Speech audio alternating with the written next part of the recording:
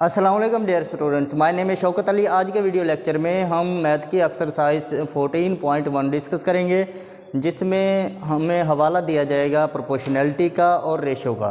देखें, कल वाले लेक्चर में हमने एक थ्योरम डिस्कस किया था 14.11, जिसमें हमने प्रोपोर्शनैलिटी के बारे में सीखा था कि अगर एक ट्राइंगल के अंदर हमारे पास एक साइड जो है वो क्या हो जाए, किसी के पैरेलल हो जाए, यानी कि कोई एक ऐसी लाइन दे दी जाए जिसके एक साइड पैरेलल हो और वो जो लाइन हो वो दो अदर साइड्स के क्या हो जी इंटरसेक्ट भी कर रही हो, तो उसके दरमियान एक प्रोपोर्शनैलिटी पाई जाती है। ये कल वाली वीडियो लेक्चर में हमने किया था। आज हम उसका भी रिव्यू करेंगे। साथ साथ अगर हमें ऐसी ट्राइंगल में कोई वैल्यू अननोन दे दी जाए तो उसको फाइंड करने का तरीका भी साथ में बताया जाएगा। देखिए, क्वेश्चन नंबर 1 में वो कहता है कि एक ट्राइंगल है आपके पास ABC, एक ट्राइंगल ABC है जिसमें DE पैरेलल टू BC है। कल वाले लेक्चर में भी हमने यही कुछ सीखा था, आज दोबारा है। देखें, एक ट्राइंगल है जी AB एंड C। ये एक ट्राइंगल दी गई है जिसमें एक उसने छोटी सी लाइन सेगमेंट दे दिया D से E। DE parallel to BC है, जबकि अगर आप देखें तो ये AB को भी इंटरसेक्ट कर रही है D पॉइंट पर और AC को इंटरसेक्ट कर रही है E पॉइंट पर। तो ये जो DE है ये पैरेलल टू BC है। अगर ऐसी फॉर्म आ जाए तो हमें पता है कि AD और DB इसके दरमियान रेशो होती है और AE और E से C की जो रेशो होती है ये इन दोनों की आपस में रेशो इक्वल होती है। दूसरे लफ्ज़ों में प्रोपोर्शनैलिटी पाई जाती है। देखें, क्वेश्चन नंबर 1 में के पार्ट 1 में वो कहता है कि AD आपके पास दिया गया है 1.5 सेंटीमीटर, BD आपके पास 3 सेंटीमीटर दिया गया है, जबकि AE 1.5 सेंटीमीटर है। फाइंड करना है CE, तो हमने CE फाइंड करना है। ये देखें, ये C है और ये E है, यानी कि ये वैल्यू अननोन है, जबकि AD उसने बता दिया है कि 1.5, D से लेकर B तक उसने 3 सेंटीमीटर बताया, A से E तक जो है वो 1.3 सेंटीमीटर उसने बता दिया है। तो यहाँ पर हमें ये समझाया जाएगा कि अगर ट्राइंगल में ऐसी फॉर्म में अगर कोई सवाल दिया गया हो और इनमें से कोई एक चीज़ खाली रह जाए, अननोन हो, तो उसको फाइंड कैसे किया जाएगा। देखें, सॉल्यूशन में सबसे पहले हमने लिखा कि ये एक ट्राइंगल है ABC जिसमें जो DE है वो पैरेलल टू BC है। इसका मतलब इसके अंदर प्रोपोर्शनैलिटी पाई जाती है। हमने रिजल्ट फाइंड किया था, थ्योरम नंबर जो फर्स्ट किया था 14.11, उसका जो रिज़ल्ट था उसी रिज़ल्ट को दोबारा कंस्ट्रक्ट कर लेंगे, बना लेंगे।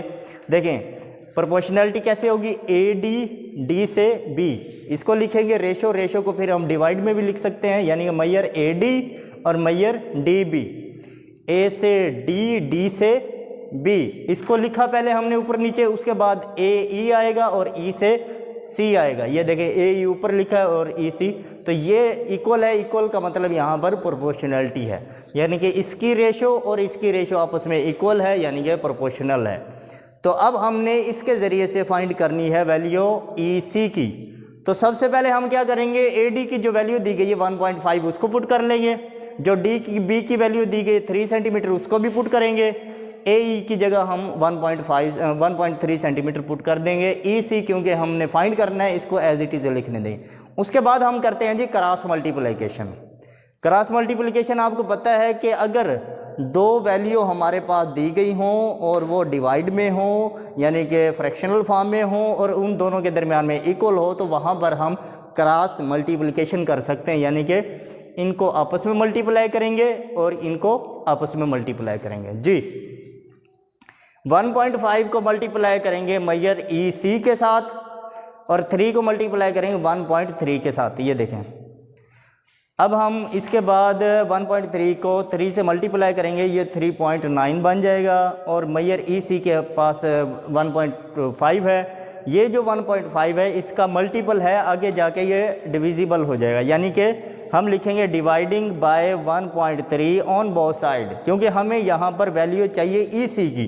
तो EC के साथ जो भी वैल्यू है उसको on the both side divide कर देंगे। जब हम 1.5 को 1.5 के साथ on the both side divide करेंगे तो 1.5 के साथ कैंसिल हो जाएगा। 3.9 को जब हम 1.5 के साथ डिवाइड करेंगे तो हमारा आंसर आ जाएगा Maihar EC is equal to 2.6। इसके बाद देखें, इसका सेकंड पार्ट दिया गया है कि मैयर AD उसने कहा है कि 2.4 है, AE वो कहता है 3.2 है, जबकि EC जो है 4.8 है। Find AB। अब वो कहता है कि AB फाइंड करें। AB से मुराद ये है कि ये जो एक ट्राइंगल दी गई है, कंप्लीट ट्राइंगल, इसकी एक कंप्लीट साइड मालूम करनी है, A से B तक मालूम करना है, यानी कि AB टोटल कितना है ये बताना है। तो इसको मालूम करने के लिए भी हम सेम वही मेथड अप्लाई करेंगे जो कि इसके फर्स्ट पार्ट में हमने अप्लाई किया है, जिसमें हमने ये सारा सोल्यूशन किया है। सेम इसी तरह करेंगे, क्योंकि इसने भी 2-3 वैल्यू हमें गिवन दी गई है। वो कहता है कि AD 2.4 दिया गया है, AE भी 3.2 दिया गया है, EC भी दिया गया, फाइंड AB। तो सबसे पहले तो वही फार्मूला हम लगाएंगे जो कि हमने पहले थ्योरम में सीखा है कि A से D से B और E से C, यही वाला फार्मूला हम अगेन लगाएंगे। देखें ये फार्मूला हमने लिख लिया। सोल्यूशन में सबसे पहले लिखेंगे इन ट्राइंगल ABC, और DE जो है BC के पैरेलल है कंडीशन के मुताबिक। अब हमने AD डिवाइड बाय DB और AE डिवाइड बाय EC भी लिख लिया। अब इनकी वैल्यू लिख लेते हैं। 3 की वैल्यू हमारे पास दी गई है, यानी कि AD दिया गया है 2.4, वो भी लिख लिया। DB की जो वैल्यू दी गई है वो एज इट इज़, क्योंकि DB तो उसने दिया ही नहीं है, सवाल के अंदर DB की वैल्यू नहीं है, इस वजह से हम DB को एज इट इज़ लिखने देंगे।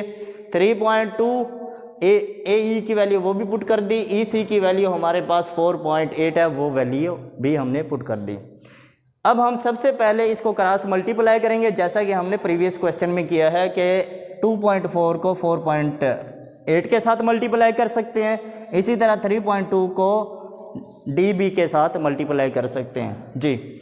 मैयर DB को मल्टीप्लाई किया 3.2 के साथ, ये यहाँ पर पहले लिख दिया, इक्वल लगाया दरमियान में, 2.4 को 4.8 के साथ लिखा। अब जब हम इन दोनों को आपस में मल्टीप्लाई करते हैं, यानी कि 2.4 को मल्टीप्लाई कर दें अगर 4.8 से, तो हमारे पास वैल्यू आ जाएगी 11.52। DB के पास है 3.2 जो कि मल्टीपल है, जैसे कि हमने प्रीवियस में किया कि इसका जो मल्टीपल है डिवाइड कर दिया जाता है ऑन द बोथ साइड, या हम डायरेक्ट भी लिख सकते हैं कि ये मल्टीप्लाई हो रहा है इससे, इधर आके ये इसके नीचे आ जाएगा, डिवाइड आ जाएगा। अब 11.52 लिखेंगे, डिवाइड करेंगे 3.2 के साथ, जब इसको इससे डिवाइड करेंगे तो हमारे पास DB आ जाएगा 3.6। लेकिन हमने तो DB मालूम नहीं करना, हमने तो मालूम करना है AB। तो हमें पता है कि A से B के 2 पोर्शन है, एक है AD और दूसरा है DB। तो हमने वही लिखा कि हम जानते हैं कि हमारे पास जो AB है वो DA प्लस DB करने से भी आ जाता है, यानी कि A से D और D से B। जो हमारे पास DA या AD जो दिया गया वो 2.4 है, अभी ताज़ा हमने DB मालूम किया है 3.6। इन दोनों को ऐड करेंगे तो 6 हमारे पास 6 सेंटीमीटर AB की वैल्यू आ जाएगी। AB हमने मालूम करना था, इस तरीके से हम AB भी मालूम कर लेते हैं। इसके अलावा इसके पार्ट नंबर 5 में हमें यह सिखाया जाएगा कि अगर कोई वेरिएबल दे दिया जाए तो वेरिएबल को फाइंड करने का क्या तरीका है। देखें जी, सबसे पहले आपने ये बात समझ लेनी है कि जब हम सोल्यूशन करेंगे तो लिखेंगे in triangle ABC। Triangle ABC में जो हमारे पास DE है वो पैरेलल टू BC है, ये हम सोल्यूशन में सबसे पहले लिखते हैं। जैसा कि हमने यहाँ पे लिखा कि ट्राइंगल ABC DE जो पैरेलल है वो BC के है। उसके बाद हम इसमें एक प्रोपोर्शनैलिटी बनाते हैं, AD divide by BD is equal to AE divide by EC। ये प्रोपोर्शनैलिटी भी हमने तकरीबन यहाँ हल जो पहले किए हैं उसमें भी हमने ये इसी तरह से फार्मूला लगाया। उसके बाद वो कहता है कि वैल्यू फाइंड करनी है x की, जबकि आपके पास AD 4x - 3 दिया गया है, BD जो है वो 3x - 1 दिया गया है, इसी तरह से AE हमारे पास 8x - 7 और EC हमारे पास 5x - 3 दिया गया है। तो सबसे पहले तो हम वही क्रॉस मल्टीप्लाई करेंगे, क्योंकि जब हम देखते हैं कि हमारे पास फ्रैक्शनल वैल्यू के दरमियान में इक्वल आ जाए तो हम क्रॉस मल्टीप्लाई भी कर सकते हैं। 4x - 3 को 5x - 3 के साथ मल्टीप्लाई करेंगे, क्रॉस मल्टीप्लाई क्योंकि हम कर सकते हैं यहाँ पर। इसी तरह से 8x - 7 को 3x - 1 के साथ मल्टीप्लाई कर देंगे।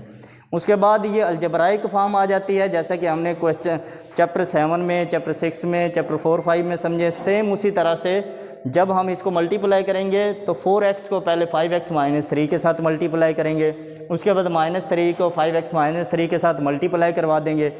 सेम एज 8x को इन दोनों के साथ मल्टीप्लाई करेंगे और -7 को भी इन दोनों से मल्टीप्लाई करेंगे। फिर हमारे पास जो वैल्यू आएंगी यहाँ पर इक्वल के बाद उनको इक्वल से पहले ले आएंगे, प्लस माइनस करेंगे तो हमारे पास बचेगा -4x² + 2x + 2। अब हम इसको मज़ीद सिंप्लीफाई करने के लिए -2 से डिवाइड कर देते हैं। इधर हमने मज़ीद क्या किया, -2 से on the both side divide कर दिया। जब हम -2 से डिवाइड करेंगे एक तो इसके साइन चेंज हो जाएंगे, और इसके अलावा जब ये 2 से डिवाइड होगा तो ये आ जाएगा 2x²। ये जब -2 से डिवाइड करेंगे तो -x बचेगा, जब +2 को -2 से डिवाइड करेंगे तो -1 बच जाएगा। इस तरह हमारे पास आ जाएगा 2x² - x - 1 = 0। अब हम इसकी फैक्टराइजेशन कर देंगे, जैसे कि हमने चैप्टर 4-5 में भी समझी थी। इसकी फैक्टराइजेशन हमारे पास आ जाएगी 2x² - 2x + x - 1 = 0। उसके बाद हमें पता है कि फर्स्ट पेयर में हम 2x कॉमन लेंगे, हमारे पास x - 1 बचेगा, और यहाँ पर हम +1 कॉमन लेंगे तो x - 1 आ जाएगा। x - 1 को अगेन कॉमन लेते हैं तो हमारे पास वैल्यू आती है x - 1 और 2x + 1 = 0। अब हम इन दोनों को x - 1 को और 2x + 1 को = 0 अलग-अलग पुट कर देते हैं। x - 1 = 0, x = 1 आ जाएगा, जबकि यहाँ पर 2x + 1 = 0 आता है। जब हम x की वैल्यू फाइंड करेंगे तो +1 उधर जाके माइनस हो जाएगा और 2 डिवाइड होके x की वैल्यू हमारे पास -1/2 आ जाएगी, जो कि इग्नोर हो जाती है। इग्नोर इस वजह से हो जाती है, जब हम इस वैल्यू को क्वेश्चन में पुट करते हैं तो ये नेगेटिव आ जाता है, लेकिन हमें पता है कि जब एक ट्रायंगल दी गई जाती है तो उसकी कोई भी जो साइड होती है या लेंथ होती है वो हमारे पास जो उसका डिस्टेंस बनता है वो नेगेटिव नहीं आता, तो इस वजह से इसको हम इग्नोर कर देते हैं। हमारे पास जो x = 1 है ये इसका आंसर बन जाएगा। जी स्टूडेंट्स, उम्मीद है कि आज का वीडियो लेक्चर आपको समझ आया होगा। फिर भी अगर आपको कोई बात ना समझ आई हो तो आप मुझसे व्हाट्सएप नंबर पे कांटेक्ट कर सकते हैं। इसके अलावा जो आपको डायरी में होमवर्क और क्लास वर्क दिया जाता है वो अपने डेली बेस पे करना है। बहुत शुक्रिया।